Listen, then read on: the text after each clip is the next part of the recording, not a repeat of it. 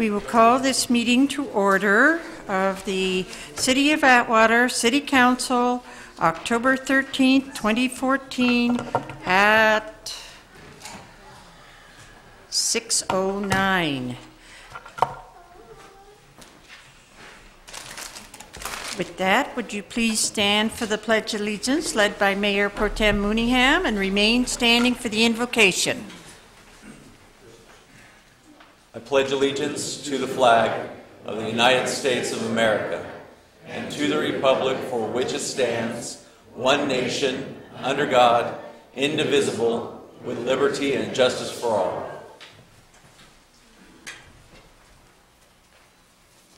May we pray. Dear Heavenly Father, we thank you for your presence in our life every day. And we thank you for those in this chamber, Father, that have given up their time to service. And Father, for the many decisions they have to make, may your blessings be upon all of them.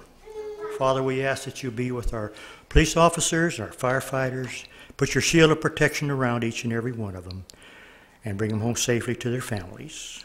We thank you for so many things. And Father, as we go through life each day, may be a blessing to you. And decisions that are going to be made here tonight may it benefit all of us in Atwater. And when we leave this chamber tonight, may everyone be able to say, I've done my best for my city. And Father, please return all of us to our loved ones in our homes. For we ask it in Jesus' name, amen. Amen. Amen.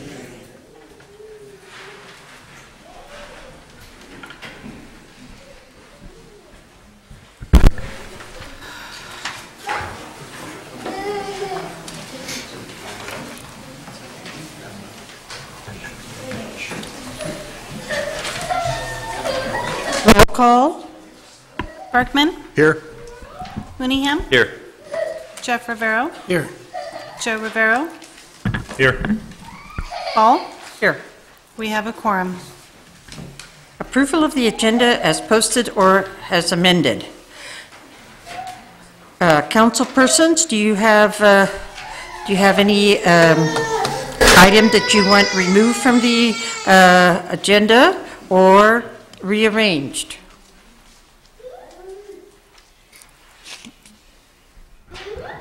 Seeing none, I'll I will receive a motion for approval of the agenda as presented. So moved. Moved by Councilman Berkman, Second. seconded by Mayor Pro Tem Mooneyham. Call for the question. Joe Rivero, Yes. Mooneyham, Yes. Bergman, Yes. Jeff Rivero, Yes. Paul. Yes, Motion carries. thank you. Our next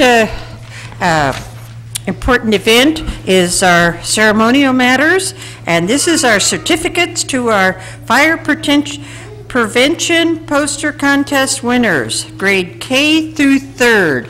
And we are so happy that so many parents could come tonight to honor these young people for their participation in our fire prevention poster contest. And I'd like to have our chief to come forward, Chief Pimentel.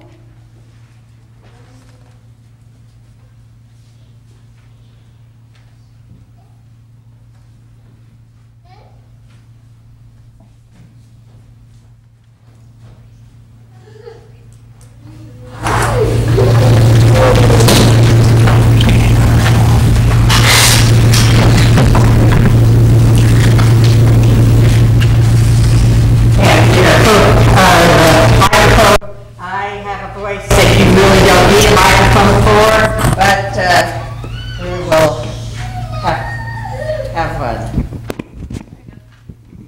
I do thank again all of the parents who came tonight to honor their wonderful children for their participation in our Fire Prevention Week. And with that, I'm going to let our Chief Fire Chief explain to us what we're honoring tonight. Well, as you all know, that October is our prevention month, and what we've done, and we've done the years past, is we put out a poster contest, which the children actually get together and their posters, they draw their posters for us, and then they all get evaluated by the fire personnel that we have at your local fire station. This year our theme was about fire alarm safety and about fire alarms, so the participants would all draw their pictures in relations to the fire alarms. And I tell you what, we had plenty of posters that came through and very good. Each and every one of them were awesome. The guys and myself enjoyed time sitting back and posters, and we want to actually say thank you to each and every individual that actually did a poster for us. We liked them all, and they all were very nice, and we do appreciate you guys taking the time and the effort to do those posters for us. And all the posters were winners. Unfortunately, we have to kind of select a third, a second, and a first place. But main thing is everybody's a winner. So we're going to start with the first grade. And our third place winner is from Eileen Coburn. Is the principal from Eileen Coburn here? That's okay. I see a representative from the Atwater Elementary and Mrs. Robles, and she can come forward and help us with our wonderful event here. We have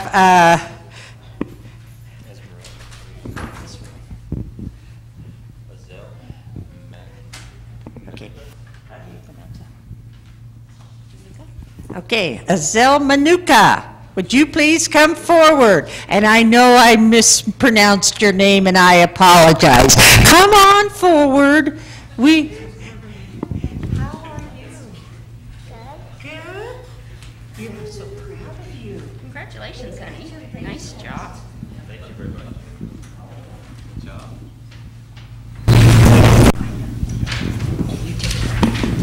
Okay. And then what we want you to do is just stand right over there, okay? Okay, right there.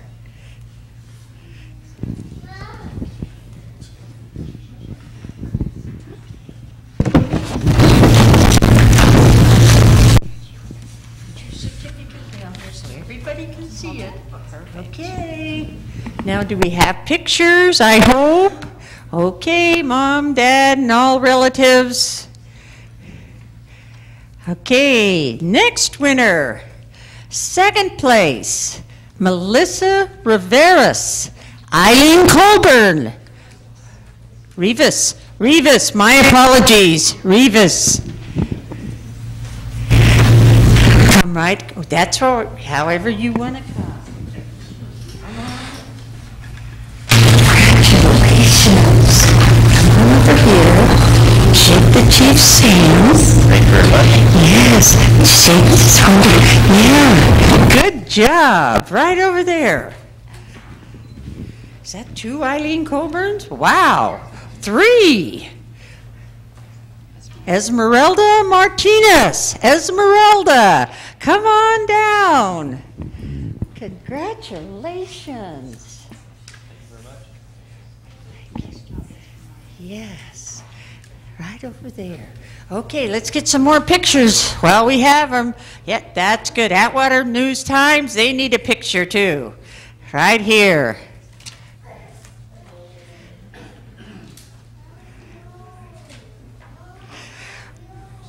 Okay, we got all the pictures? One more time. This is an important event. We don't want to have you miss out. They're beautiful. Well done.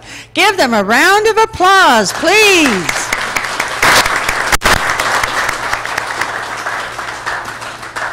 Okay, yeah, okay, down.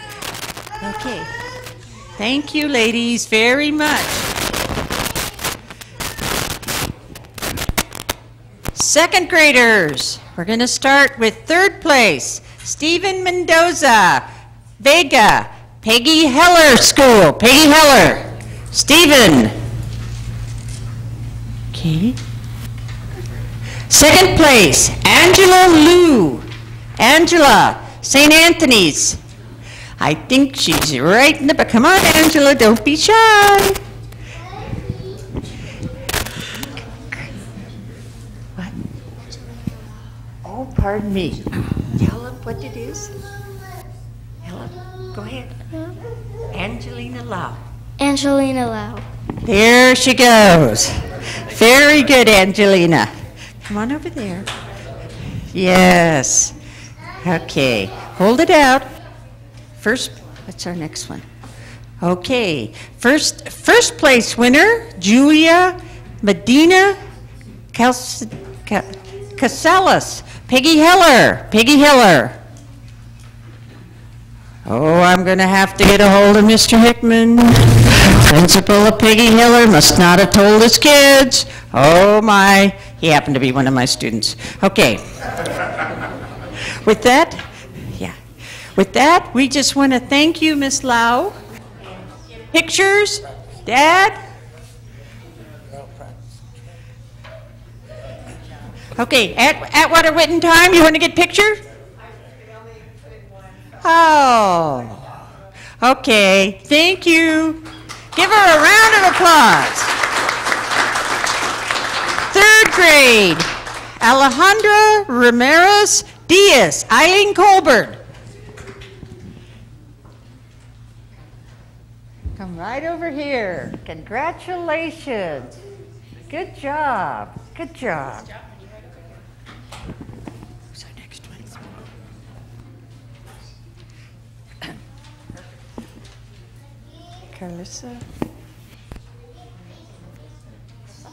Carlissa Ledesma, please. Carlissa Ledesma, come on up. Oh, welcome.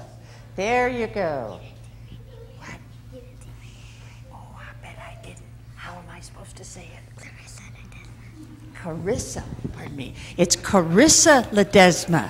Thank you, Carissa.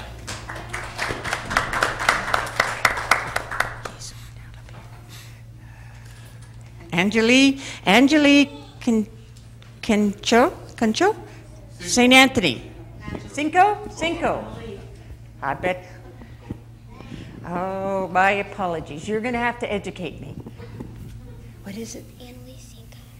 Annalicia? Annalicia Co. Annalicia Cinco. Thank you. Thank you. Thank you. Congratulations. Okay, pictures.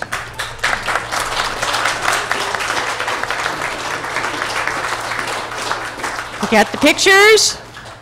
And we just want to thank the Atwater Elementary District and my friend right over here for helping. She's put in charge of special projects, and she's kind of the one who keeps all these things going for us. So we really want to thank her very much. And do you have anything to say? No, my turn is coming. Thank you very much. And parents, if you wish to go, you may now. We appreciate your coming. Thank you very much. Give them another round of applause. A proud day. Thank you.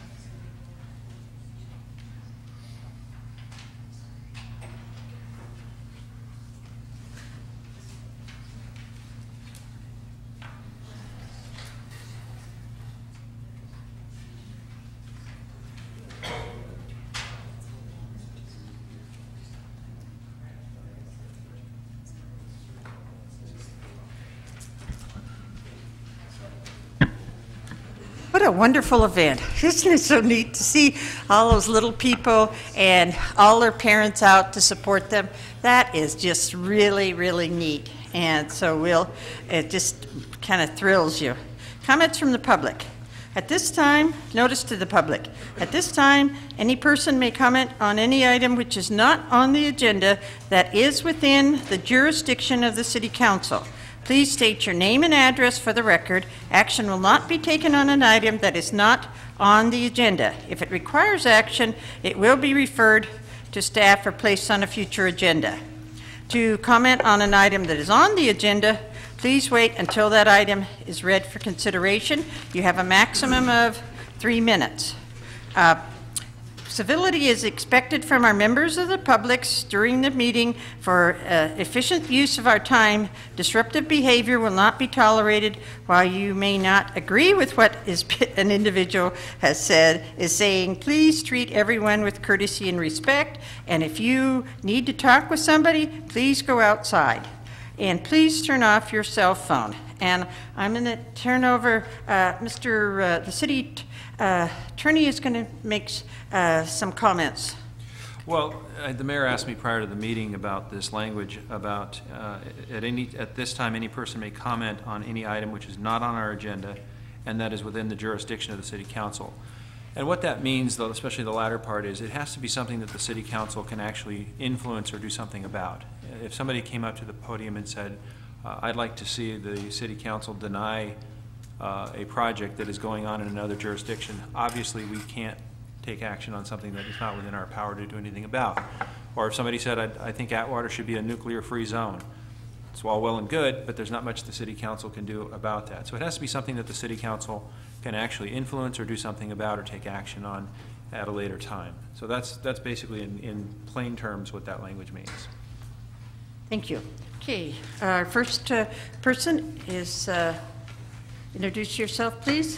Mayor, my name is Bob Calloway, retired Chief of Police with 34 years service for the City of Atwater. I have two topics for tonight. I'll be addressing this one that I have now to start with, and then a little bit later I'll finish up after some other people comment. This one here, it relates to a incident that I created, and I'll read my response. I had scheduled a 2-month stay in Minnesota to care for a family member, and I sent an email to the Assistant Treasurer asking that any funds contributed to the Fiscal Responsibility and Accountability Committee should be left in an envelope at the police department. I said I would pick up the envelope upon my return and deposit the donation in the bank. No envelopes were left at the police department during this 2-month period. There was also a list of names of those who served on the Public Safety Measure H election from January through March 2013. This list was, when it was changed for the Fiscal Responsibility and Accountability Committee, which was formed in 2014, the names of the Measure H list was transferred. 3 members of the police department and 1 city council member were not removed. Those names should have been removed, and they are not on the current committee, nor do they attend any meetings. The envelope mail drop idea was an error on my part. It is a humbling experience to listen to some of the pundits, and maybe warranted, but it still was a humbling experience for me. I apologize to the Chief of Police, members of the police department, and the Atwater citizens. Thank you.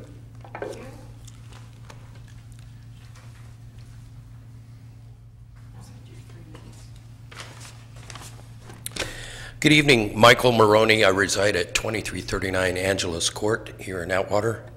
Coming before the Assembly tonight to speak on a subject that most certainly the City Council can affect.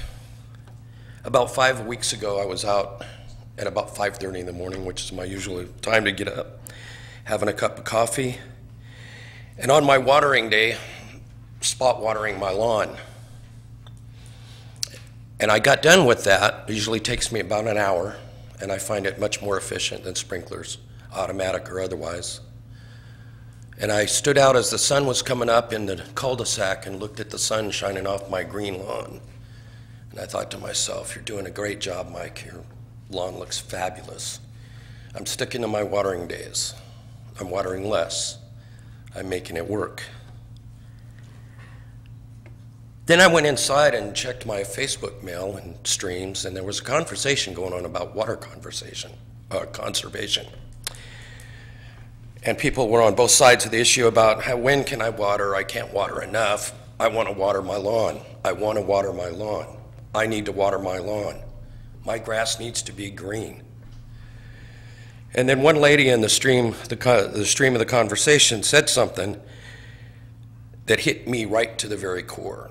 And she said that when she goes out and sees what she termed a golden lawn was the most beautiful sight that she could see, considering the times we're in with this drought. And it affected me.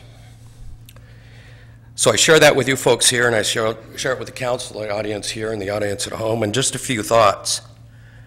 Everyone's concerned about cutting back water on their lawn watering. I'd like to challenge everybody. How about stop watering lawns for the sake of having a green lawn? That's the single biggest thing that we can do, and do it immediately, now, tonight, is go turn the spigots off and turn the automatic sprinklers off. It will make an immediate impact on our water consumption. Ask yourselves, what are we doing by watering our lawns? We're taking our drinking water, our bathing and sanitation water, the very substance that gives us life and an economy, and we're pouring it out in the dirt. It's time for aggressive water conservation. You have 28 seconds. Turn the watering of lawns off now. We don't need green lawns. We don't need vast acres of school, church, parks, and boulevard mediums and islands green.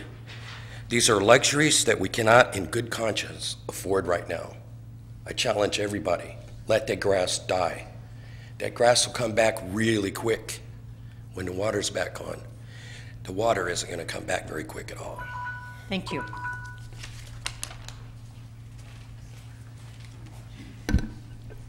Judy Bowling, 137 Judy Drive. I agree with him, but when the city quits watering baseball fields and all of these other things, I might get a little bit more stringent on my watering too. Okay, Madam Mayor, City Council members, and all attending or watching the meeting on TV, it is time for the kid gloves to come off and the truth and facts be made public. At the last City Council meeting, I brought up that the police, CAL FIRE cadets should not be used to pass out flyers for a slate of 3 candidates, the mayor and 2 city council persons. I said if you were going to do that, it should be for all 5 candidates. At the time, I questioned the legality of the act itself. The police explorers are governed by the Boy Scouts of America, and it is absolutely in no way, shape, or form right or legal to use our cadets in that manner. As far back as 9/11, I became aware in writing that this was being planned along with a host of other people, numbers of people. Instead of any action by this city council or any other authority, it resulted in the dismissal of a 12-year volunteer for the cadet program, which is the norm. That's what we do here in this city. And after all of these years, nobody can stand up and say, I made a mistake. It's the person that did it. Who gave him the keys? Who let him take the van? And I dare anybody to say they didn't know anything about it, because that is not right. And everybody sitting up there and the people in the audience know that. This is the way we work. I've seen other volunteers have to leave because they allowed somebody to do something that wasn't quite right. But the biggest one that has ever been so wrong and so disgusting is now a hired employee. Imagine that.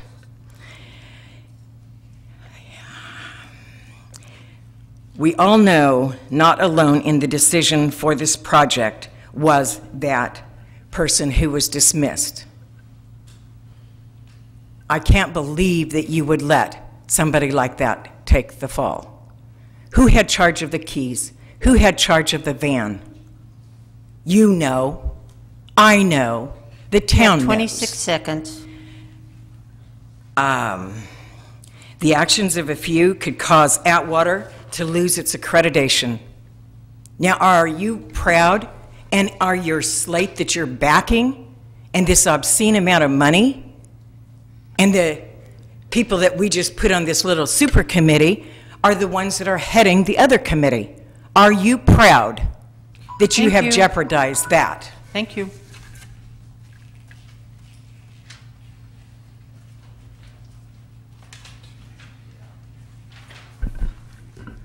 Madam Mayor, City Council members, ladies and gentlemen, Jim Price, 3467 Village Woods. I am not quite sure how this city tolerates the bad press. I'm not sure how they tolerate the comments that are made in the public about the conduct of this city and how the things that happen here are a mystery to anybody, but they happen. We walk around in Atwater with a kick me sign on our back and a rim shot being played every time something happens in this town. It's the reason that I chose to get into this process. To see the things in the newspaper that have been written lately are disgusting. It doesn't reflect favorably on this city. It doesn't reflect favorably on this council. The committee that's out passing out the flyers, putting them into vans that belong to the city, and distributing them with cadets is shameful. Those kids weren't put into that program to be pawns and to be labor for a political campaign. There was comments made that those kids were not to be used if they were in uniform, on duty, wearing a badge, supposed to be on their off time. Well, let me bring you up to speed on something. Yesterday, Not 24 hours after that article came out in the Saturday paper, those kids in uniform, on duty, in the light of day, were breaking down James Vineyard's tent at the Atwater Fall Festival. Was that a proper use of the cadets? I don't think so.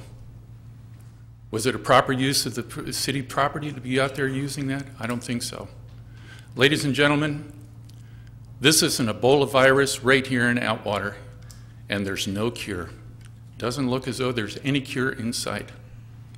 We have to take a handle on the conduct of the city and the people that are out here. Judy raises some very good questions. I have questions too, but I'm not going to waste them tonight.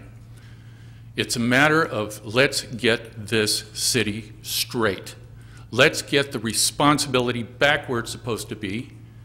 And Madam Mayor, it has not been resolved, as you said in the newspaper. To the contrary.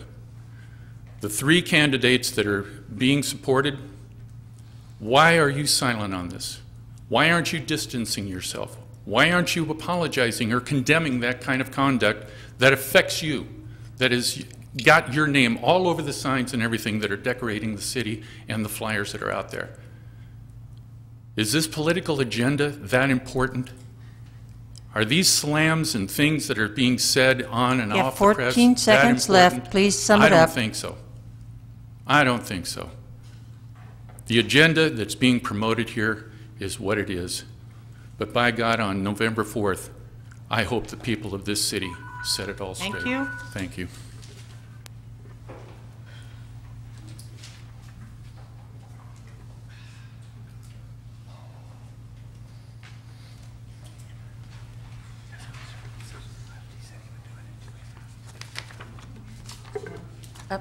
You can wait to the end. We have a second comment from the public at the end if you'd like to come and comment at that time.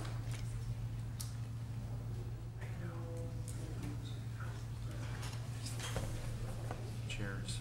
It's up to the chair if you want to give him his last minute, but you haven't done that before. Real time.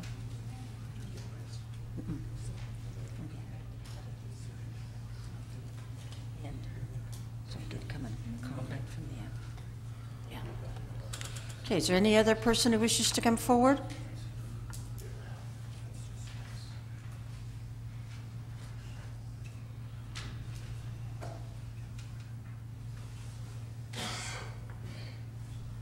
Jack Bowling, 137 Judy Drive. I'm the husband of Judy Bowling. I spent 4 years in Sacramento walking the halls and dealing with politicians. I know we've got the best that money can buy. I just didn't know we were buying the politicians as well as we have in the city of Atwater. I've seen a lot of corruption. I've seen a lot of underhanded deals. But I'll tell you, I've seen as many of them right here in Atwater as I have in Sacramento. I was president of our union for 4 years, was proud of what I'd done. I'd done it for expenses, for mileage and meals. I didn't expect to make $2,000 or $3,000 a month serving my constituents. Now, can anyone at that head table answer a question, or is this deaf, dumb, and happy? I guess that answers my question. Thank you.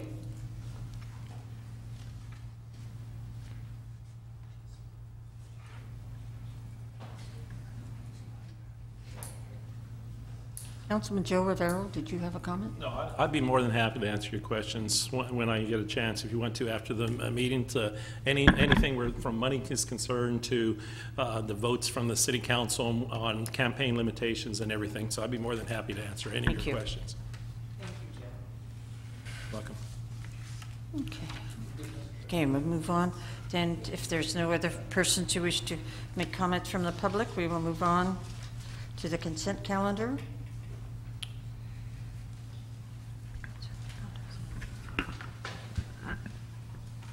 Background information has been provided on all matters listed under the consent calendar, and these items are considered to be routine.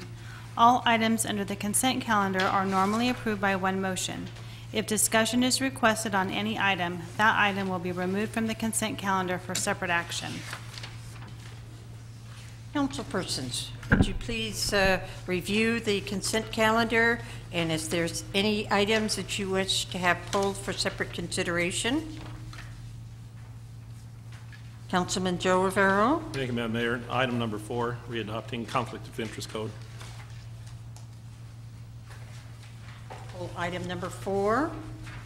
Is there any other items that you wish to have pulled?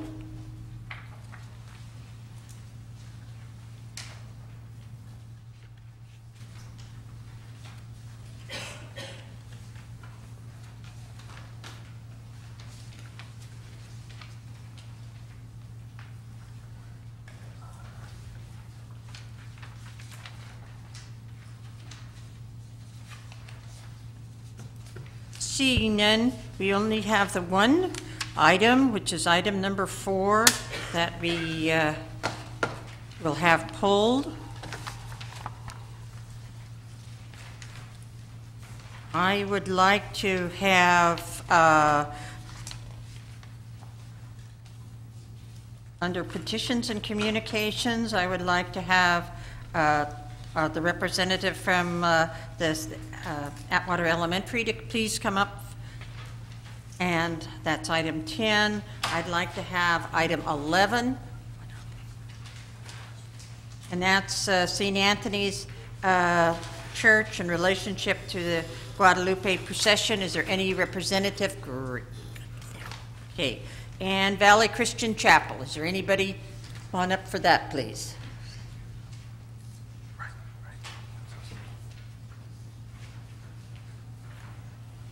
Okay, these are people that that are requesting certain petitions and communications. So we'll start with Madam the Mayor, yes. if you could, so I think you're asking that items 10, 11, and 12 be pulled from the No, consent calendar? no. We're just getting further information from these people. I think you probably do need to pull them, though, if you're going to ask them to speak on them. Is this something that you? We had anyway. Okay, we can do that.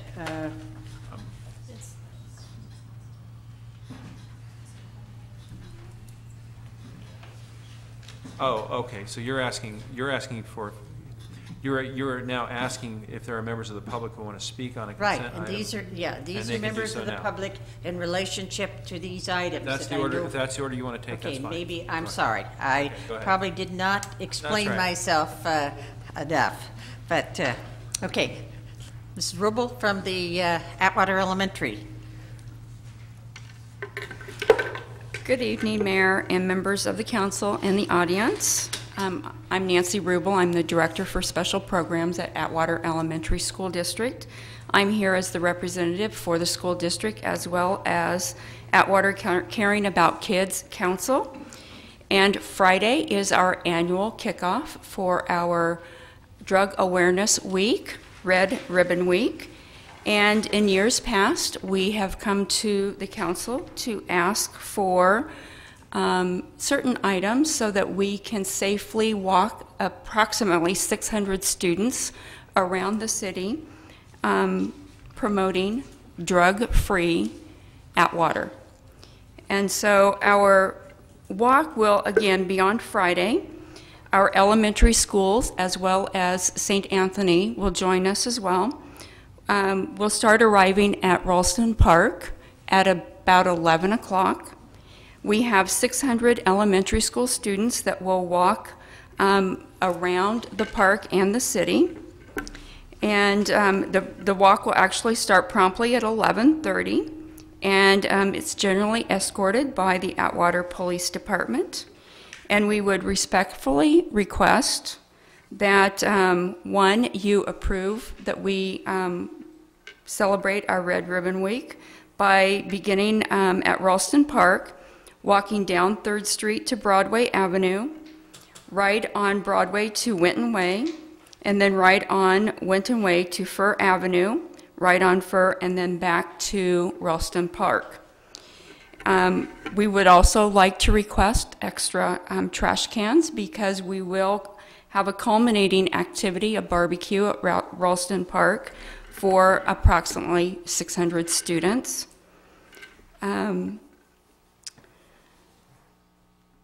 So, may I please ask for approval for our kickoff? Thank you. Do we have any questions of Mrs. Rubel in regards to this? Yes, Mr. Jeff Rivera. Just like you to convey to your district that the city council appreciates everything you're doing to help keep our kids off of drugs and positive adventures. Thank you. Thank you very much. Thank you for coming. We appreciate it. Thanks. Okay. St. Anthony's Church. Good afternoon. I'm Luz Barrera, and I belong to Our Lady of Society from St. Anthony Church. And I am here to request for the approval for the assistance of the police in our procession from Ralston Park on Juniper to St. Anthony Church on December the 12th. It starts at 4. It's from 4 to 5. And we have done this for the past 15 years.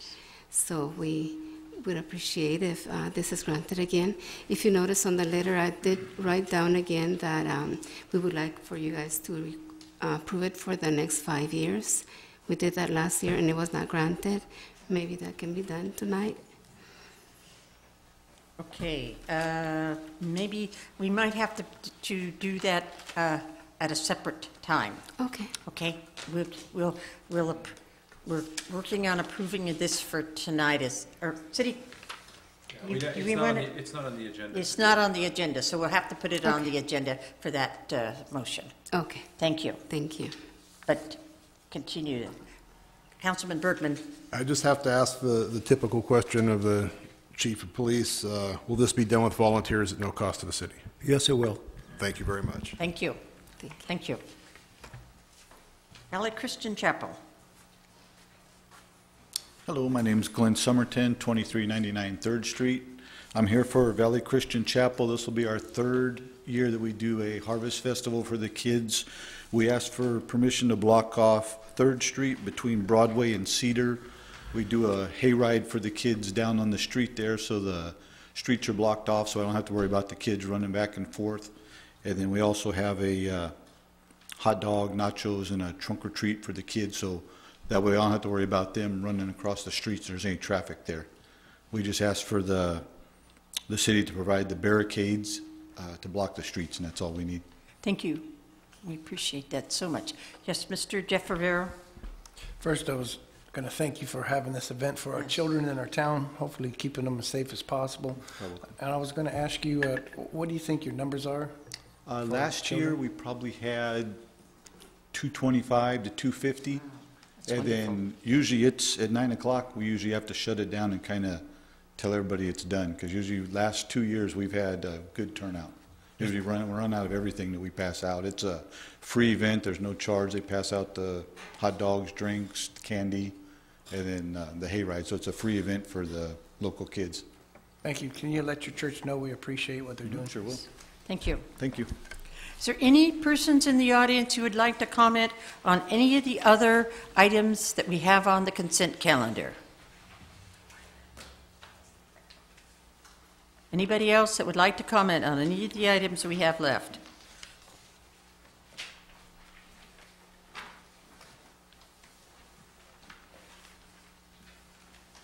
Okay, now.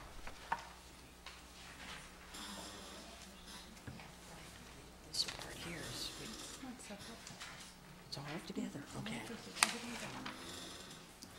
Okay, so I'll entertain a motion to approve the consent calendar excluding item number 4, which has been pulled. Moved by Mr. Joe Rivero. Second. And seconded by Mr. Bergman. Any further discussion? Call for the question. Bergman? Yes. Jeff Rivero? Yes. Mooneyham? Yes. Joe Rivero? Yes. Paul? Yes. Motion carries.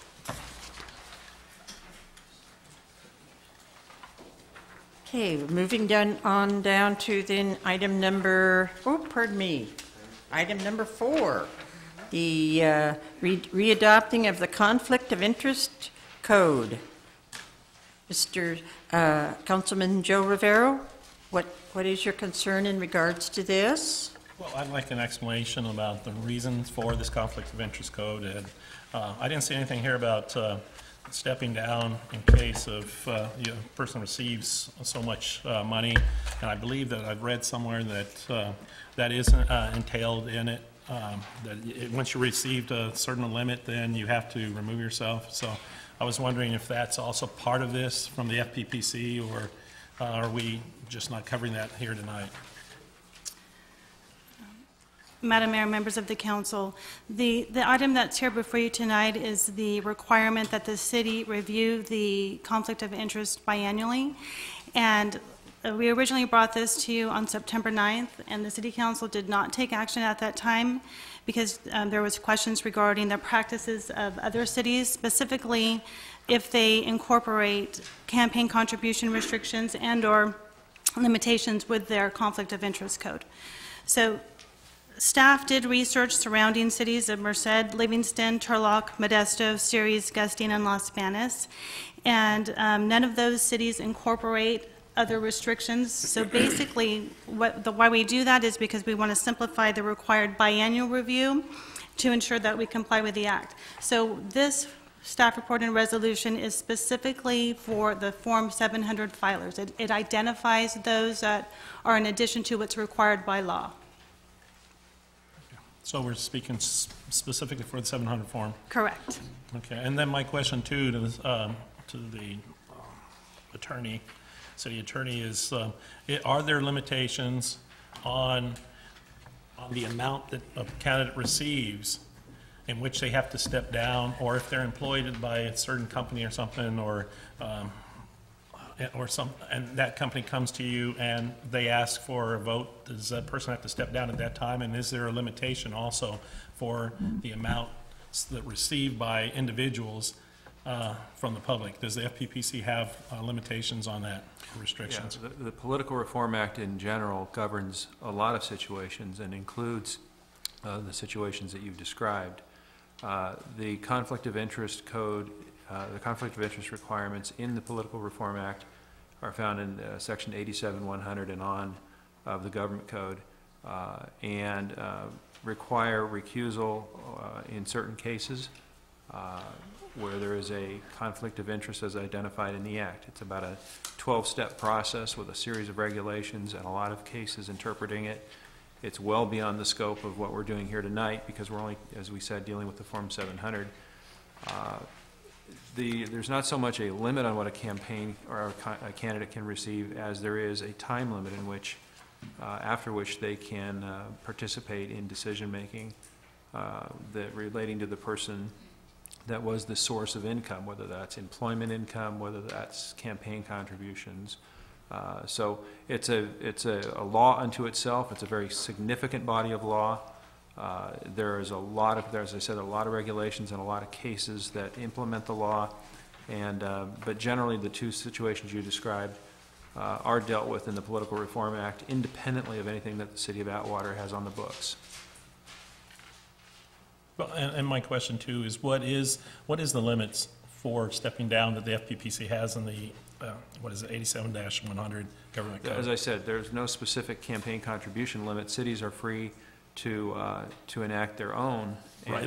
Excuse me, I'm sorry. That wasn't exactly my question. What I should have asked is in which a person has to step down. I understand there's no campaign contribution limit, but right. For in which it entails a person receives, is it 10,000? Is it 1,000? Is it 5,000? In which it becomes a conflict of interest to vote for something that you have vested interest in. Yeah, it has to do with not just. It has to do with whether there is what the law calls a foreseeable financial effect on either property that you own, a business that you own, and again, it has to do with proximity to the parcel that's being voted on, proximity to land that you own. For example, if you own land within a redevelopment agency, and the redevelopment agency is going to spend money to improve the road in front of your house, you're deemed to have a conflict of interest in those situations and you have to step down. If the city is going to do business with York privately held company, you need to step down. That's under Section 1090 of the Act. So there is, as I said, a wide body of law in this area, and nailing down each of the examples would take us a considerable amount of time. But rest assured, for your own benefit and for the benefit of the community, that the Political Reform Act is state law. It is enforced by the FPPC as well as the courts, and there is it's in full force and effect in the city of Atwater as it is in every other city in the state. So there are remedies available for the kinds of situations that you've described beyond the agenda item tonight. Thank you. Is there any other questions on the item number 4? I'll entertain a motion. So moved. Moved by Mr. Bergman. Second. Seconded by Mr. Joe Rivero. Any further questions? Call for the question. Mooneyham, Yes. Joe Rivero, Yes. Bergman, Yes. Jeff Rivero, Yes. Ball. Yes. Motion carries. Item number 16, Treasurer's Report for September 2014. City Treasurer Heller. Present. Good evening, Mayor and Councilman. Before you is the Treasurer's Report for September 30th.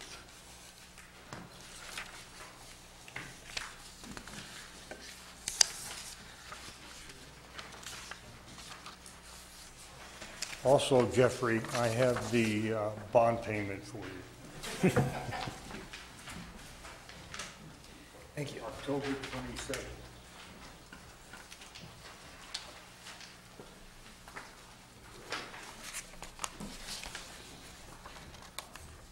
Do we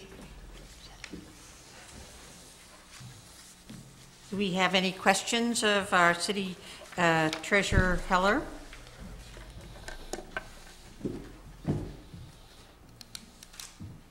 Councilman Jeff Rivero. I wanted to ask Mr. Heller that our bond is going to be paid on October 27th, and we are online to pay that. Correct. And what would be left over after we make that payment, roughly? I can't tell you. I don't have October. So if we went off last one, would it roughly be $8 million?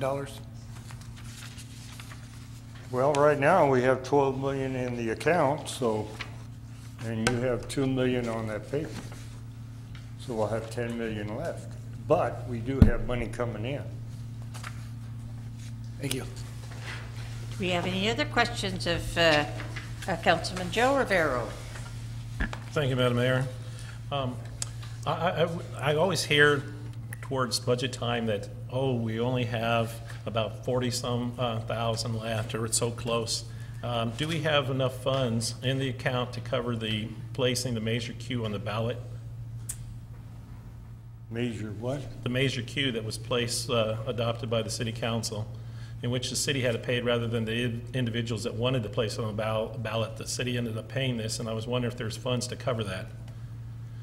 And you may not know the whole thing because the city was told, I believe it was $5,000 and $2,500 in attorney fees is all it was going to cost. But I've made some inquiries with the county, and I'm not the only one because they told me there was others that had asked, and they were quoting between 45 and I think 49 something per registered voter, which comes out to probably roughly maybe 45 to over $50,000.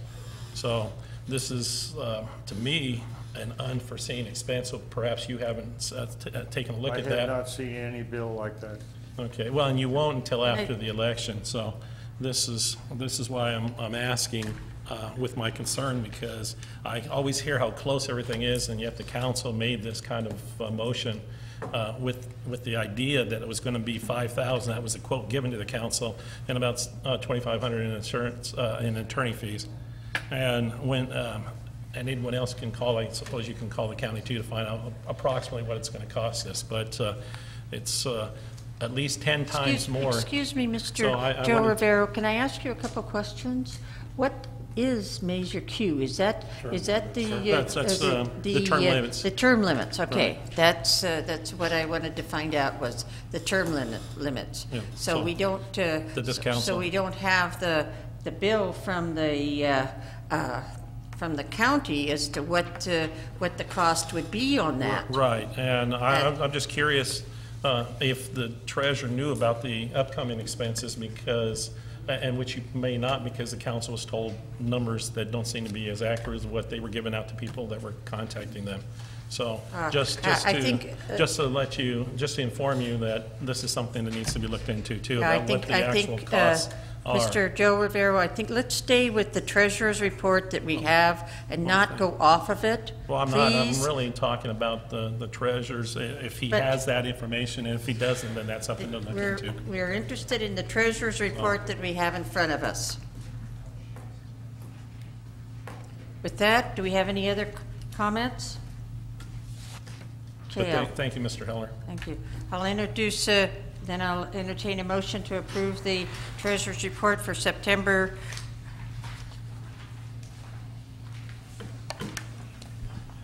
I'll make the motion to approve September the treasurer's 2014. Moved by Jeff Rivero. Do I have a second? Second. Second by Mr. Bergman. Do we have any further questions? Councilman Joe Rivero? No, so I appreciate everything you do, Mr. Heller, and this is nothing to you, but I'm not going to be supporting the treasurer's report because I don't believe that you've been given all the information and as far as the billings and what's upcoming, so I won't be supporting it. But thank you. You give excellent reports. Thank you. Okay, call for the question. Mooneyham? Yes. Joe Rivero? No. Bergman? Yes. Jeff Rivero? Yes. Fall? Yes. Motion carries. Thank you, Mr. Heller. Reports and presentations from the staff. Item number 17, declaring the city's intention to order the vacation of a certain public right-of-way, Guzman Street, and setting a public hearing date. Community Development Director McBride. Good evening, Mayor and council members. As you may recall, at the last meeting, we discussed this topic to see if the city had any interest based upon a request that was sent to you. Some direction was given that you wanted to go ahead and proceed through the process. Tonight is the first step of a two-part process. You have a resolution tonight that sets a date for a public hearing, and that is the second part of the process, at which time a hearing will be held, and then later on the actual recording of an exhibit, which would eliminate right-of-way, would be done. So tonight is basically your acknowledgement that you want to continue forward, allows us to go ahead and schedule the hearing and take the next steps. So I'd be more than happy to answer any questions you may have. Do we have any questions of Mr. McBride?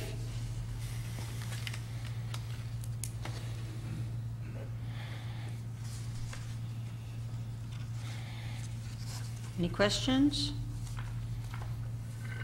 Okay, then I will ask the public if they have any questions.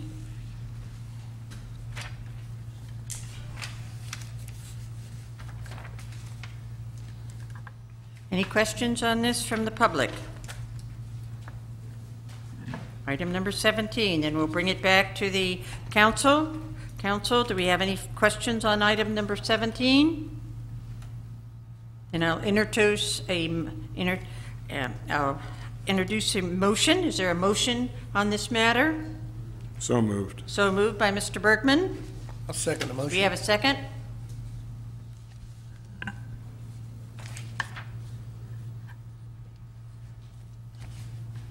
You have any further questions? Call for the question. Joe Rivero? Yes. Mooneyham? Yes. Jeff Rivero? Yes. Bergman? Yes. Fall? Yes. Motion carries.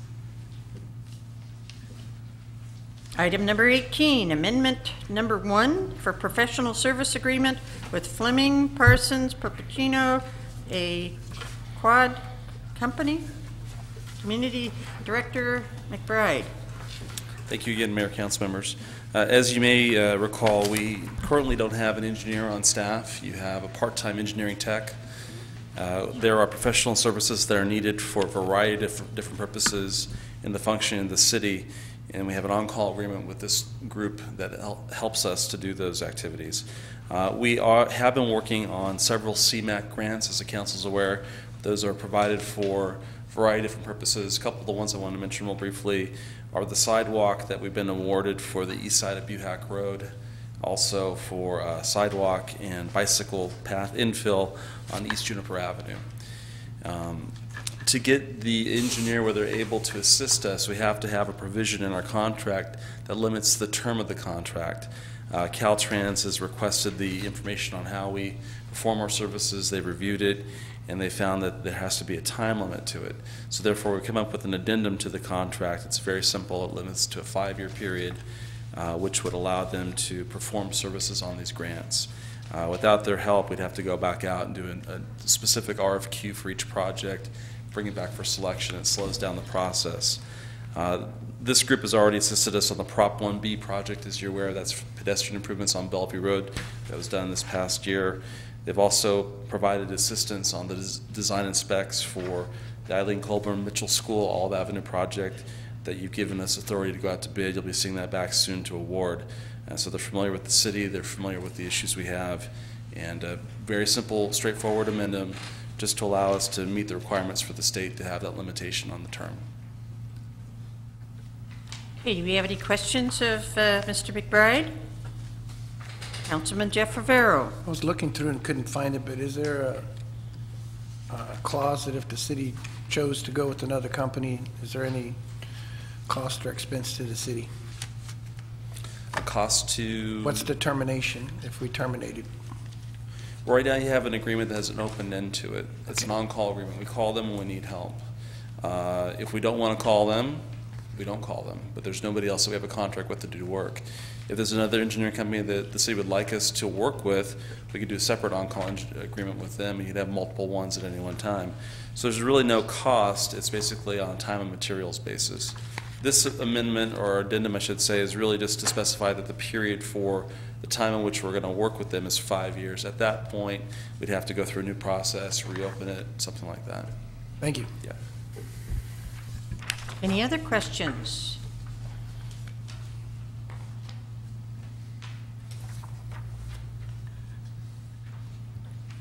Councilman Jeff Rivero. I'd like to make a motion to approve Amendment number 1 to the professional service agreement in the form approved by the city attorney between the city of Atwater and Fleming Parsons and, how do you pronounce that last name again? Okay. A quad NOF company, and to authorize and direct the city manager to execute the amendment on behalf of the city. Is there a second on that? Second. Second? Okay, before we go any further, I'm going to open it up and ask the public if they wish to make any comments on this item.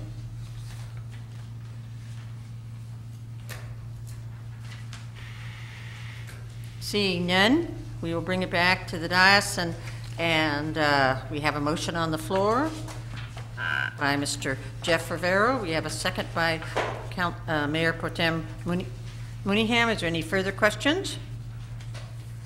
Call for the question. Joe Rivero? Yes. Mooneyham? Yes. Bergman? Yes. Jeff Rivero? Yes. Ball? Yes. Motion carries. Okay, next item on the agenda is item number 19. That's a verbal update on the sewer fund and compliance with Proposition 218. And our financial operations manager, Diol.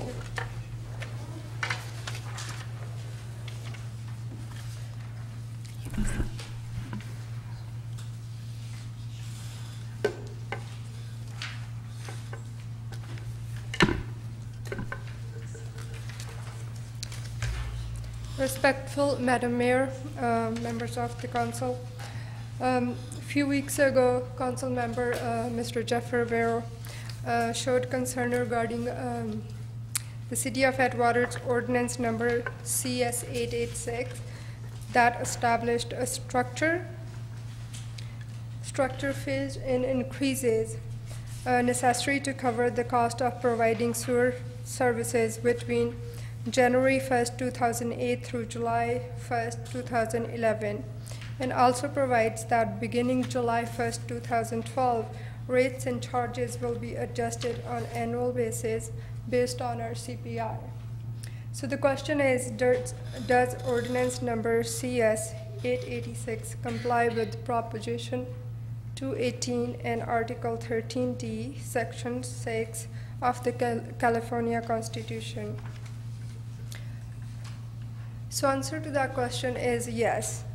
Ordinance number CS 886 complies with Prop 218 and Article 13D, Section 6 of the California Constitution. Also, city properly provided notice of the structured phase-in of the necessary increases to the public. Following our procedural requirements for increase fee or charges, city has to identify the parcel, calculate the amounts, provide written notice, and conduct a public hearing meeting. City complied with procedural requirements when adopted that ordinance. Structure rates were implemented as over period January 1st, 2008 through July 1st, 2011. Ordinance also provides that commencing July 1st, 2012, sewer rates and charges will be adjusted for that year, each year thereafter, the annual change in the consumer price index. According to Government Code Section 53756, an agency may adopt a schedule of fees or charges authorizing automatic adjustments if it complies with all the following requirements. So the requirements are the adjustment period not to exceed 5 years. It clearly identifies formula for inflation, and it shall not exceed the cost of providing that service. It may provide for automatic adjustments that pass through the adopted increase established by other agencies. The CPI increase set forth in ordinance commencing July 1st, 2012 is valid for 5-year period ending June 30th, 2016. And during those 5 years, city is only required to provide 30-day advance notice to public. If city determines that it wants to continue to allow that automatic inflationary adjustments after June 30th, 2016, the city will be required to comply with Proposition 218 prior to implementing any such adjustments.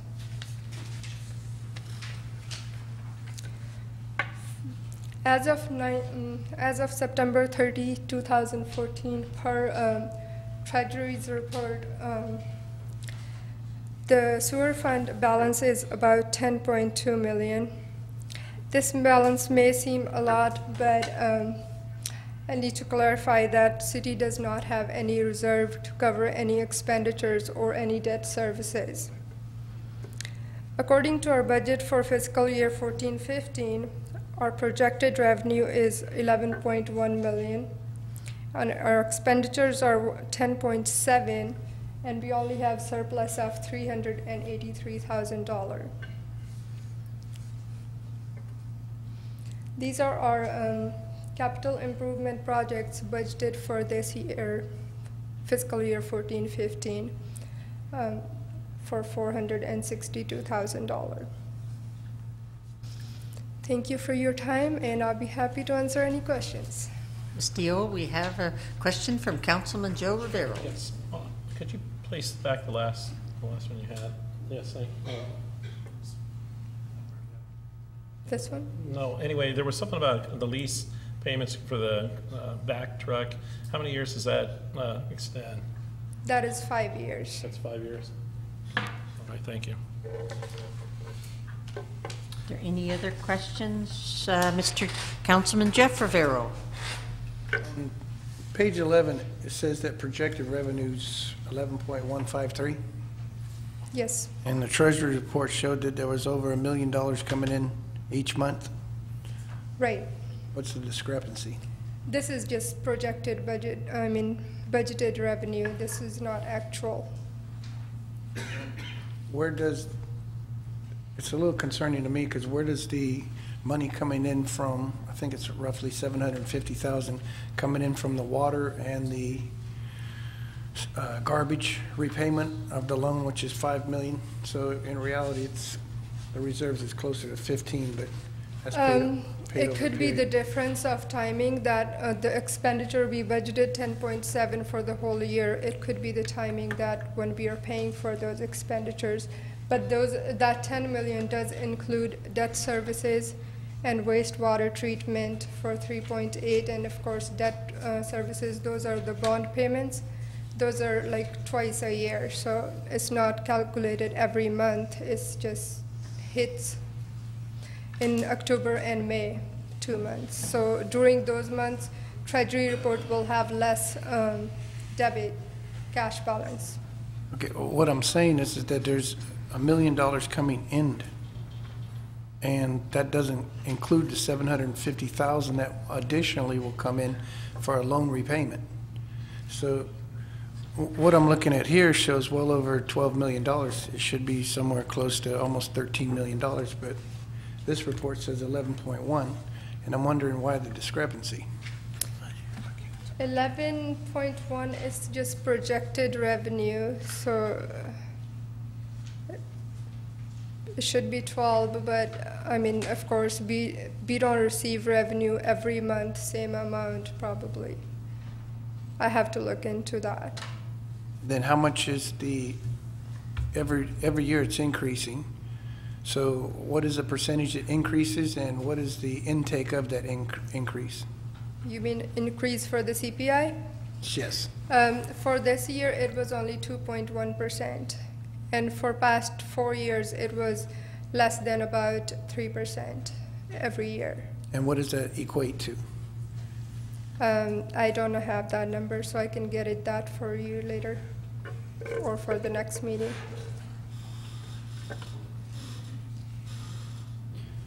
Because I have a major concern that it's an additional $750,000 coming in, and I'll throw a ballpark figure out there that it's $150,000 with the 2.9%. So it's an additional $600,000.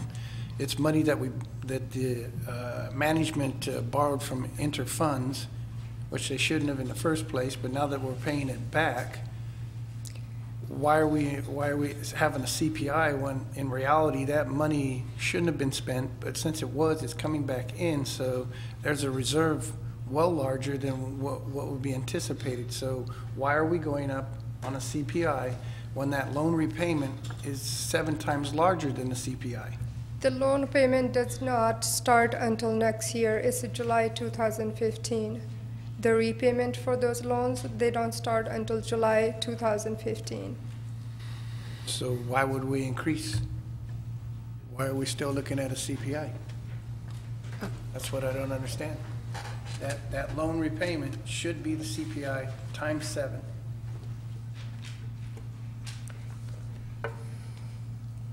Do you have questions? Yeah, I have a question. So it's been approximately 3% the last few years, almost 3%. So right.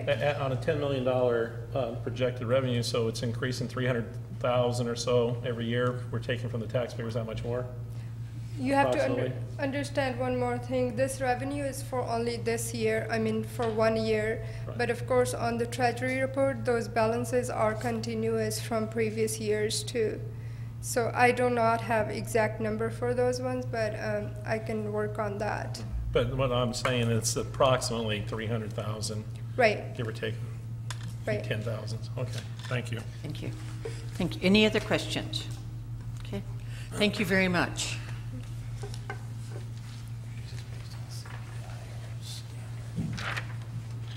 Comments from the public. This is the second time during the evening in which we can have comments from the public. There is, and these have to relate to items that are not on the agenda, and they are 3 minutes in length. And we start off with, we have, I think, Mr. Callaway wishes to speak again.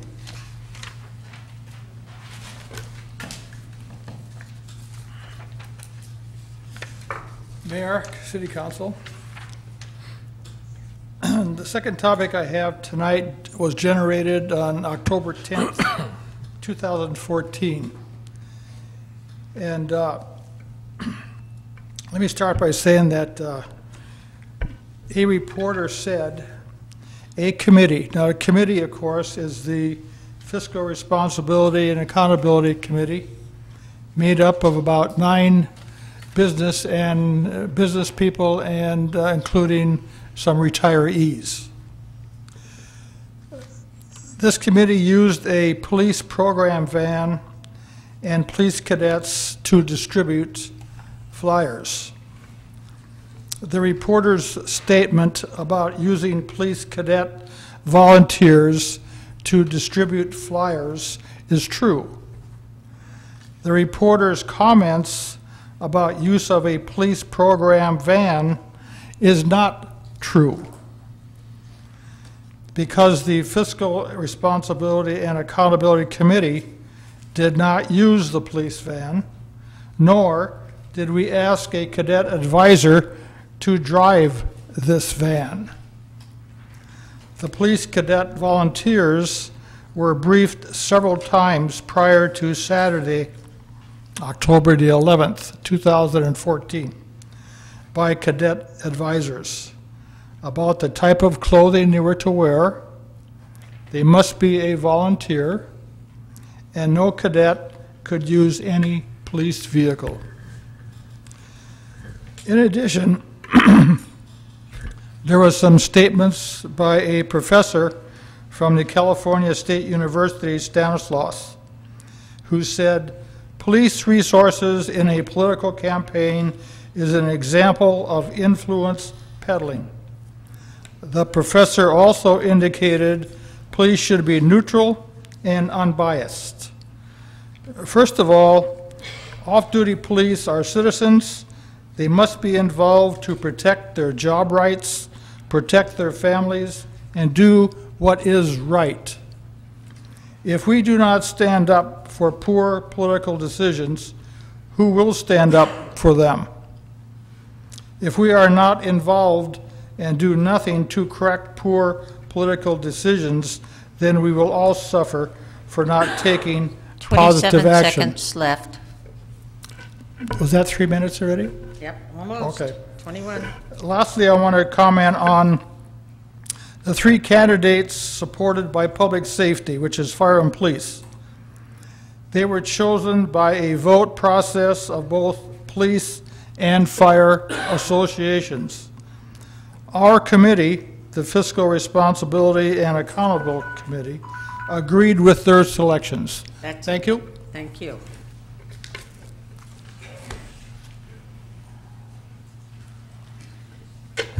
Judy Bowling, 137 Judy Drive. The committee that Bob Callaway, who is not a city citizen, keeps bringing up, started out to be a Measure H. I was on that committee. I worked hard, and the citizens stepped up to the plate and supported us with that half-a-cent tax, because we promised them we're going to be transparent, we're going to do all of these wonderful things. Well, we did for a while, but come along to the first meeting for Measure H, guess what? It was on city property. Yeah.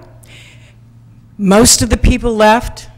However, the 3 that stayed, Bob Callaway, Eric Lee, and Linda Dash, who we just put on the super committee. So all along, it's not been on the up and up the whole time. There are some real concerns. Yes? There are some real concerns of some of the goings on. And to purposely do a little hip bump and a little high-fiving and all that stuff that you're going to get a slate is disgusting. And I find it really amazing that and I really like Larry Bergman. But to not have excluded himself from the fire vote, the fire truck vote, and now we're going to put another fireman on. It's obscene in the town of Atwater that the citizens are no longer going to run this committee, or this city. We're going to have a super committee, the ego super committee, whatever. I think it's time that the citizens woke up and took their town back. You guys are supposed to work for us, not a select few. That's wrong. Totally wrong. And there's whispers around town that there's going to be people looking into some of the goings-on in this city. And you can say that people weren't in uniform and don't know how they got the van and all of the things that you want to say. But guess what? Bottom line, it's not the truth. It was planned all along. In the meetings that I went to, it was planned. 27 seconds left. And I have excluded myself from the group. I can no longer do what the committee wants done. We need to take our town back. We need to start doing what's right. And this slate is not right. Not right at all. And to use, what are you telling these little guys? It's not legal what they did. Thank you. Anyone else in the audience who'd like to come forward and speak on items that are not on the agenda? James Vineyard, 2401. Since this podium's for business, I just want to bring up that this month is Breast Cancer Awareness Month. It's also Domestic Violence Awareness Month. And next week is Domestic Violence Awareness Week. And I would just appreciate that if City Council and all the citizens would wear purple in memory of Domestic Violence Week. I had a sister-in-law who was severely beaten by 2 spouses. So it's very close to home. So please wear pink. Thank you. Or purple, excuse me, purple.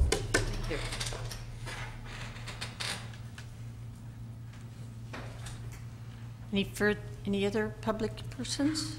Then we'll move on to item number 20. Discussion and possible direction regarding campaign limitations and or restrictions for city council elected officials and candidates. This is a council person's request, so we'll start with Councilman Jeff Rivero. First off, I'd like to wish everybody a happy Columbus Day. I know we have a couple Italian gentlemen up here. So, happy Columbus Day to everybody out there. Second thing, I'd like to give our city manager direction on August 11th of 2015. I'd like you to reserve the community center for a meeting for the Melrose, Burn the Bond Melrose meeting. It will be dead August 1st. Oh, sir, that's a different item.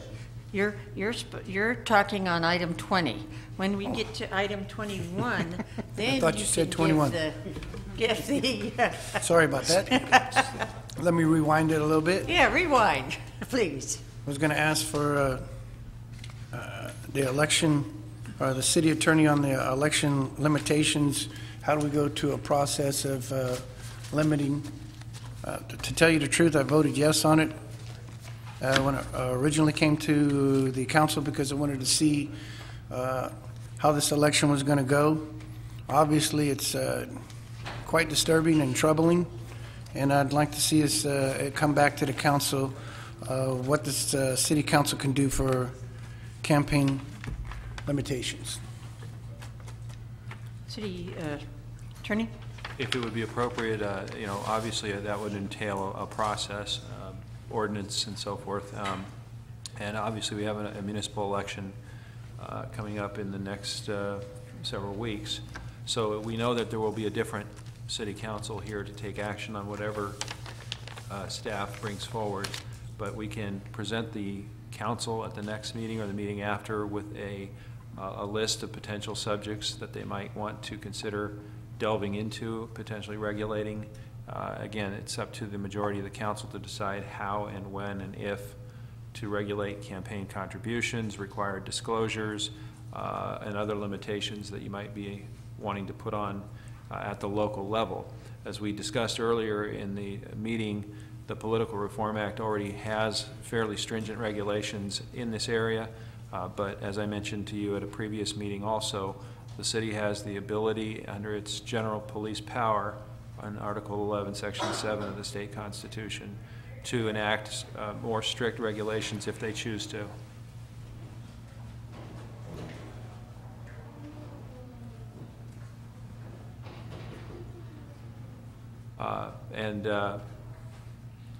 If the city council would direct staff to bring back a list of options, we can certainly do that. I'd like to see that on our next agenda. I think as an action item? As an action item. Yeah. Now, as an action item, the action that you would be giving would be to direct staff to begin preparation of the necessary paperwork, whether it's an ordinance or whatever. Thank you. I think it's being overshadowed by other events. Yeah, I think so too. So move on to your report. Yeah. So now, excuse me, City Attorney. So now, would it not be better to do this, say, in the beginning of January when we have a new council? We have time to discuss this item, or do we need a motion to move this item to a January, the first city council meeting in January to discuss this item? Well, Madam Mayor, as with any agenda item, we as staff will take our direction from the council, and if the council as a whole believes that Councilmember Rivero's suggestion to bring forth options and potential action items at the next meeting is too soon, and you want to direct and shape that process a little bit more carefully with the new council members, you can do that. You can ask us to hold off on that work for a while. As I said, we take our direction from the council, so give us the direction you want. I would make a motion that we move this item to the first meeting, council meeting in January, and with the different items that we have for limitations and that type of thing, so we can discuss it at that time. That's my motion. Councilman Jeff Rivero. Apparently that move is legal, but that's kind of rinky-dink because I was asking for it, and you know that, but. That's. Well, you need to have a second before you take any comment correct. on it, if you would, Madam Mayor. I don't know if there would be a second to the motion or not. Is there a second to the motion? Councilman Joe Rivero. Yes, I have a question directed at the city attorney. Can any council member who is on the winning side ask to have it placed on the agenda without going to a motion to have something placed on the agenda? I'm sorry, I lost you. First, if I could, just as a point of order, I'm not trying to direct the meeting. If we can get a second on the motion and then ask questions about the motion, that would be good. I don't know if this motion even has a second at this point, so I don't want to spend a lot of time discussing it if we don't even have a second. Pardon me, yes. Madam Mayor, I'll second the motion. I think it's kind of unfair to handcuff a future council with potential legislation that they haven't had a say in, so I would be able to second that. Okay, now with respect to Councilmember Joe Rivero's question, if you could restate it for me, I'm sorry, I didn't understand. Is it not the right of any council member to place an item on the agenda for a future agenda item, as long as they're not on the losing side of a motion at some time? Well, I'll leave the second half of that because I'm still not sure where you are, but let me try to answer what I think your question is. Is it a right of any council member to put an agenda item on? Yes, but that is subject to the right of the majority of the council to say, let's take that item up at a later meeting. Here's what would happen if you play this out, okay? One member directs the city attorney to spend as much time as is necessary to research and bring an item to this council. And so we do that. And then at the next meeting, the majority of the council says, we don't want to take action on that item. That's not the issue we want researched at all. We want you to go back and research something else. So from an efficiency standpoint and use of resources standpoint, it seems to make sense to find out whether a majority of the council supports that endeavor from the beginning or wants to target the research in a different direction. And that's why I say individual council members can ask staff, any staff, myself, or any of the administrative staff, to work on something, but the majority of the council may decide that that's a use of resources they'd rather defer or shape in a different direction. And so I feel a bit in the middle on this. I'm happy to do the work, but I'm also wanting to make sure that we're responsive to a majority of the council. No, and I understand that if it's brought up with a motion like this, but if any council member at some time not at the council meeting asks to have something on the agenda, then it may be placed on the agenda, because that's the way it's always, my interpretation, it's always been. I'm not saying this is something different because it's an agendized item, but that's my question. A council member may place an item on the council, not this situation, but at any time talking to the city manager or the city attorney. Yeah, the way that we've handled these in the past, the way I've always handled them, is the mayor can place an item on the agenda, city manager and staff at his direction can place an item on the agenda, or a majority of council members can place the item on the agenda. At the same time, individual members can ask the mayor to put an item on the agenda as a courtesy. The mayor doesn't have to do that, but because that's one of the prerogatives of the mayor to shape the agenda. But obviously, in an environment of decorum and civility, these items would get put on the agenda at the request of a member, unless, again, a majority of the council says, look, as in this situation, we're going to have 2 new council members in a very short period of time who may want to see this go in an entirely different direction. And in order to save resources and allocate resources effectively, maybe we should wait to see what that looks like. So that's what I hear from the other council members. It's a situation that arises every couple of years because we're near an election. I can tell you that last Tuesday I had almost the exact same situation arise in Ripon, where I serve as city attorney in San Joaquin County. And this is a common situation when we have a municipal election where people want to, outgoing members want to get something done, they want to finish something, they have unfinished business they want to take care of, and then the existing members want to wait to see what the new council members think about it. And so there's sort of this effective freeze that goes on. And again, I'll take direction from the majority of the council. Councilman Excuse me, I wasn't quite through because you mentioned something about the majority of the council coming to you with this, and then it could be placed on the agenda. But in that case, then you would have a violation of the Brown Act if the majority of the council, prior to placing something on. No, I don't want to make sure you didn't misinterpret what I said. What I said is a majority of the council can direct that an item be put on the agenda.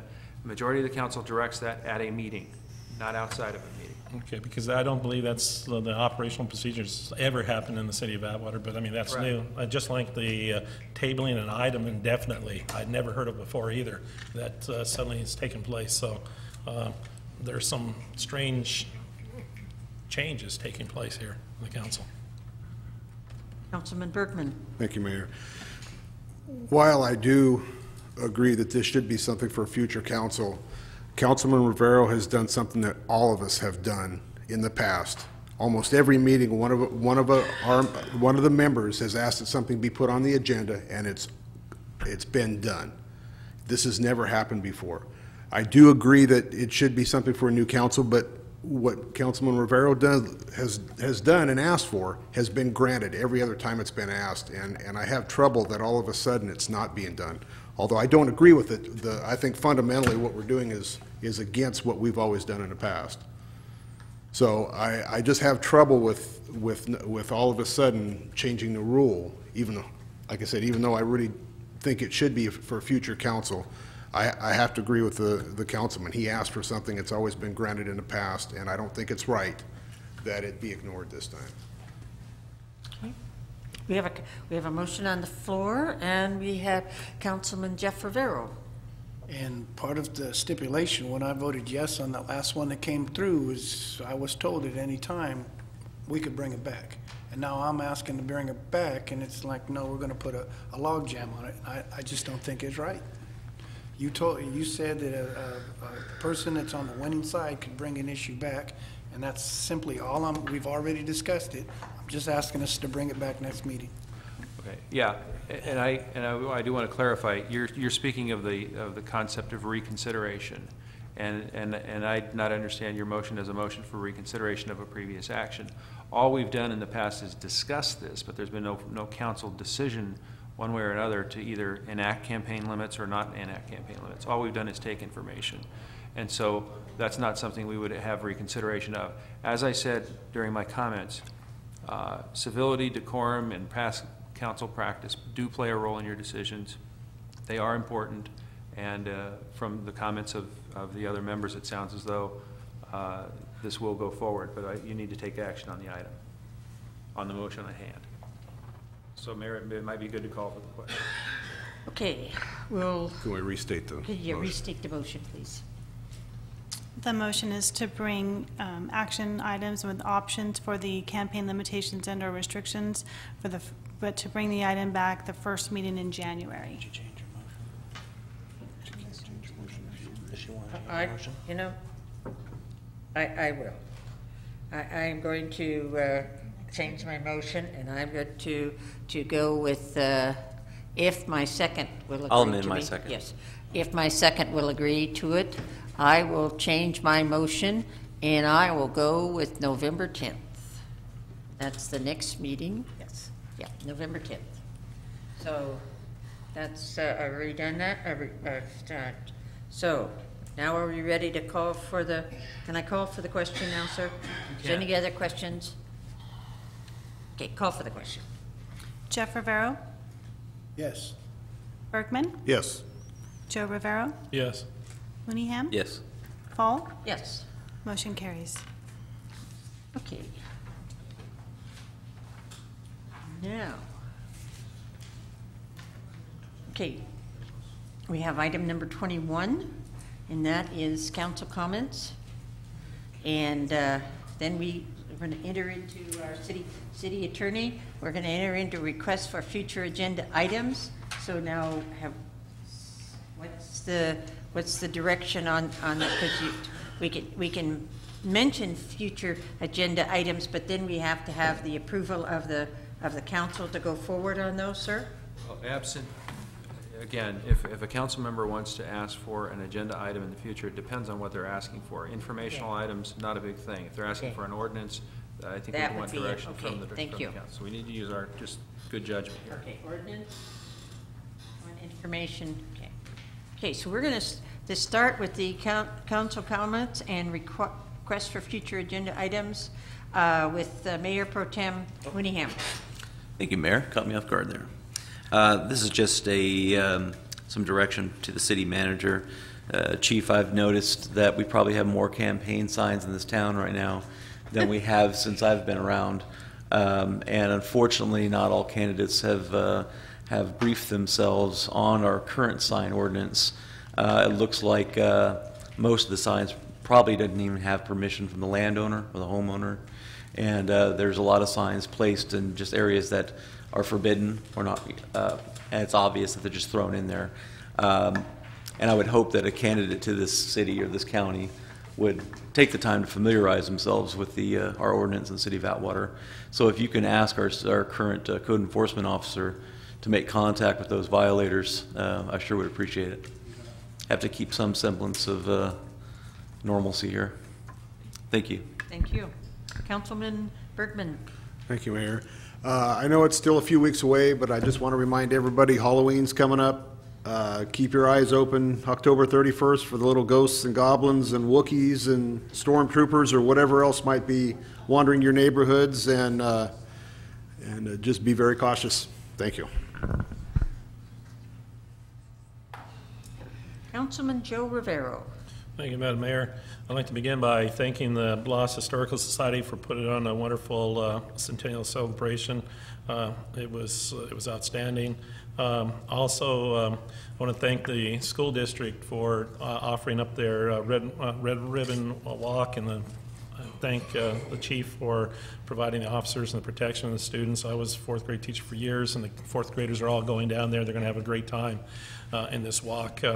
Also, one thing that wasn't mentioned is the drugstore project, where all the sixth graders in our community get to go down and be shown some of the effects of drugs and that have on individuals. It's a really good program. I know in the past have had helicopters even in the coming in, so I don't know what they have planned this year. So if you see helicopters flying down low, that's what's going on. And that's upcoming in about 2 weeks, I believe, the drugstore project. 26th, I think it is, sir. Okay, on the 26th. Thank you. No, I apologize on that. That's the 24th. 24th. 24th, Right, yes, sir. Thank you. And I also had a question. I mean, this is Atwater. It's known for initiating, or one of the reasons that the Brown Act came about. And some of the things that I hear going on, it doesn't shock me. But what does concern me is that I have a question about the PAL vehicle. This is just from what I've heard. Has the PAL vehicle been used? Police Activities League vehicle? Yes, it has. Okay. Who pays for the fuel and everything with the PAL? The PAL program. That vehicle was donated to the Atwater Police Cadets about 9 years ago. It was turned over to PAL about 3 years after that. The vehicle is serviced through a different organization, not the City of Atwater, and we pay fuel through the Police Activities League's account. We don't get fuel out the city vehicle. We also have insurance through our PAL program, not the city. Okay, thank you. And just one other thing, I heard Fiscal Accountability Committee, and apologies, but let's have this election go forward doing the right thing, because I mean there's no excuse. Everybody, and I'm saying everybody, but a huge amount of people on that committee are past council members. You should know better on what's taking place. So let's make sure everything is done above board, because PAL doesn't need this embarrassment, Chief doesn't need it, the City of Atwater doesn't need it. So hey, you guys, if you want to run for election, do it right. Thank you. Councilman Jeff Rivero. One of my favorite movies is Groundhog Day, so I'll go ahead and repeat it. I wanted to wish everybody a happy Columbus Day. I was going to give the city manager direction for August 11th, 2015 at 6 p.m. if we can have a Melrose meeting at the community center, burn the bond. The bond's supposed to be paid August 1, right. So we can get the people together and let them know that it is dead. I'd like to thank Atwater Veterinary Clinic for their invite. They had an open house Saturday, and it was impressive to go inside and see all the different chambers that they have set up. In fact, they have basically a contamination room where if an animal is sick and it needs to be detained away from all the other animals, it actually has its own ventilation system. And so it was very neat to go through and look at one of the services that the City of Atwater has. And last but not least, I'll echo Mr. Bergman's plea to everyone to be careful. We're going to have a lot of kids out on the street for Halloween, so please slow down on that day especially and pay attention. It's a Friday, so people will probably be out a little bit later than normal, so please be careful. Thank you. Thank you. Okay. My is just thank you to all of our wonderful volunteers. Boy, they came out in force over the weekend. We had the first group with Joe Hoffer, Shauna Weiss, and all of the wonderful people who supported the Chamber of Commerce Fall Festival. It's the 38th happening, and it was an outstanding event. So I want to thank everybody who helped with that.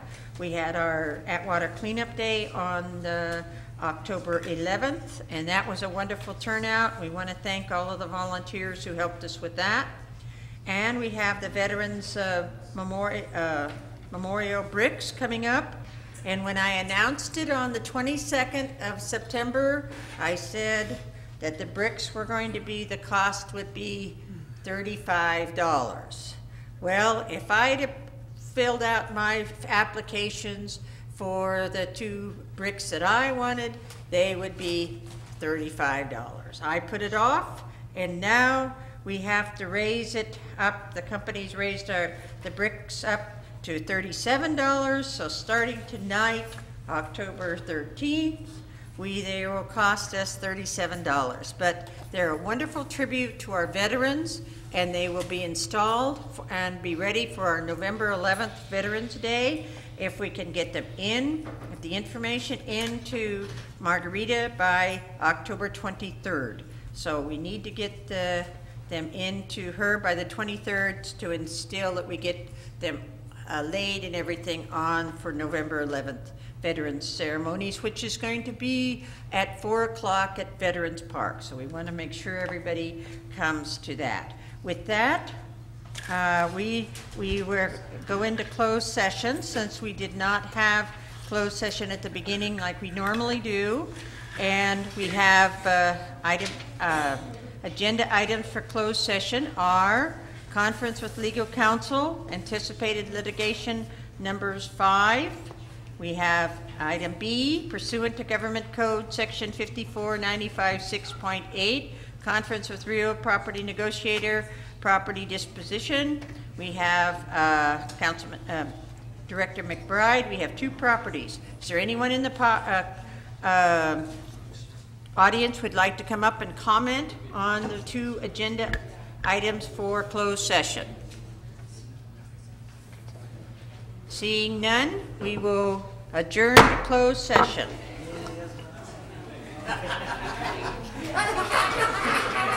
5:52.